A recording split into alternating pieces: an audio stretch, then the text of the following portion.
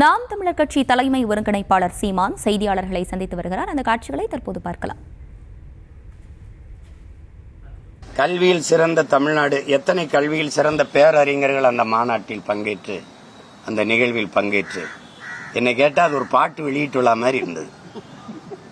ஆங்கிலத்தில் உங்களுக்கு புரியுற மாதிரி சொல்லவானே, ஆடியோ ஃபங்க்ஷன் மாதிரி இருந்தது. தங்கச்சி, கல்வியை பற்றி பேசுறதுக்கு கல்வித்துறையில் சேர்ந்த எங்கள் ஐயா ஜவஹர் நேசனை பேச வைக்க வேண்டியதானே. பிரின்ஸ் கஜேந்திர பாபுன்னு ஒருத்தர் இருக்கிறாப்ல, அவரை பேச வைங்க. கல்வியில் சிறந்தவர்கள் இந்த நாட்டில் யாருமே கிடையாது. இருக்காங்களா இல்லையா? இருக்காங்கல்ல, அவங்கள யாராவது பேச வைக்க வேண்டியதானே.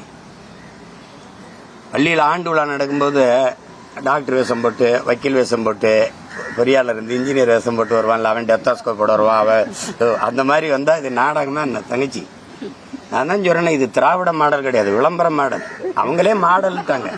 இது ஒரு விளம்பரம், செய்தி அரசியல், விளம்பர அரசியலை தவிர வேற என்ன தெரியும்? வேற என்ன தெரியும்? 2001 பள்ளிக்கூடத்தை மூடிவிட்டு கழிவறை விட கேவலமா அரசு பள்ளிக்கூடம் இருக்குது. கல்வியை முதலாளிகளின் லாபம் ஈட்டுற கடையா திறந்து விட்டு கல்வியில சிறந்த தமிழ்நாடுன்னா, இப்ப பாடுன என் பாட்டன் பாரதியை உதைக்கிறதா இவங்களை உதைக்கிறதான்னு தெரியல. என்னது கல்வி சிறந்த தமிழ்நாடுன்னா என்னதுல சிறந்திருக்கு? 50,000 பேர் தாய்மொழியில தேர்வு எழுத வரல 10th வகுப்புல. படிச்சுட்டு வெளியில வர, பட்டம் படிச்சுட்டு வெளியில வரவனுக்கு தாய்மொழி எழுத படிக்க தெரியல. என்ன சிறக்குது கல்வியில? என்ன சிறக்குது? என்ன சிறக்குது சொல்லுங்க. ஒரு வகுப்பு போய் படிக்கணும்னா பணம் இவ்வளவு கட்டணும். முதலாளிகளினுடைய லாபம் ஈட்டுற சந்தையாக்கி விட்டுட்டு கல்வியில சிறக்குது தமிழ்நாடுன்னு. அதுல பாத்தீங்கல்ல, 5 நாளும் சாம்பாராம், எல்லாத்துக்கும் ஒரே டிஷ்ஷா. தங்கச்சி, இது ஒரு உப்மா கம்பெனி தங்கச்சி.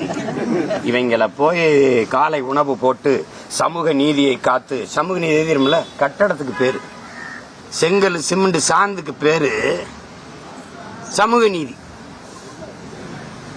அதுவும் தாழ்த்தப்பட்ட பிள்ளைகள், ஆதி தமிழ் பிள்ளைகள் அமர்ந்து படிக்கிற கட்டடத்துக்கு பேரு சமூக நீதி. சமூக நீதியை காப்பாத்தினா சமமா உட்காந்துல எல்லாம் படிக்கணும். என்னையா உன் சமூக நீதி? சமகால நீதி. கட்டடத்துக்கு பேரு சமூக நீதினு வச்சா சமூக நீதி வந்துருமா? வந்துருமா? என் பிசி எம்பிசி எல்லாம் படிக்கிற விடுதியில் இவங்களை ஒன்னா உட்காந்து படிக்க வையா, அது சமூக நீதி, சமத்துவம், சகோதரத்துவம்.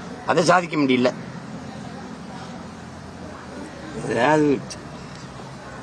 காலையிலே ஏதோ கல்வியை பத்தி, கல்வியில் சிறந்த மகான்கள், பேரறிஞர்கள் பேசும்போது நம்ம கேட்டுக்கிற வேண்டியதுதான்.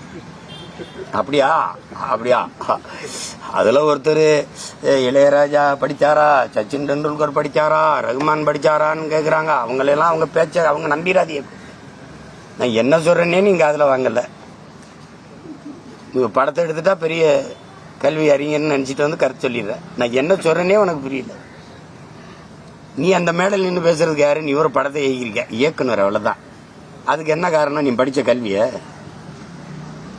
என்ன? எது காரணம்? தனித்திறன் ஆற்றலை வளர்த்துக்கிறனும். என்ன சொல்றேன்னு தெரியல, முழு பேச்சையும் கேட்கறது இல்ல. ஏதோ கேட்டு ஒரு காரத்தை சொல்லி கைதட்டு வாங்கிடணும். சரி, முதலமைச்சரும் துணை முதலமைச்சரும் வாங்கின கல்வி தகுதி என்ன? ஐயா மோடியோட கல்வி தகுதி என்ன? போட்டுக்கிட்டாப்ல எம்ஏன்னு. அதான் மகுவா மைத்ரா கேக்குது, உங்க கல்வி சான்றிதழை வெளியிடுங்கன்ட்டு. வெளியிட வேண்டியதானே? சொல்லுங்க. தம்பி உதயநிதியே பேசுறாப்ல, என்னோட வகுப்பு தொடர படிச்சாப்ல, வக்கீல் ஆயிட்டாப்லன்னு. நீ படிச்சு வக்கீல் ஆயிட்டா, படிக்காம நான் டிப்டி சீஃப் மினிஸ்டர் ஆயிட்டேன், துணை முதல்வர் ஆயிட்டேன். அதானே அதுக்கு பொருள்? அதானே? அதானடா தங்கச்சி. கல்வியில் சிறந்த தமிழ்நாடு, புகழ் கம்பன் பிறந்த தமிழ்நாடு கொண்டாடுவோம். வேற ஒரு சொல்றதுக்கு இல்ல.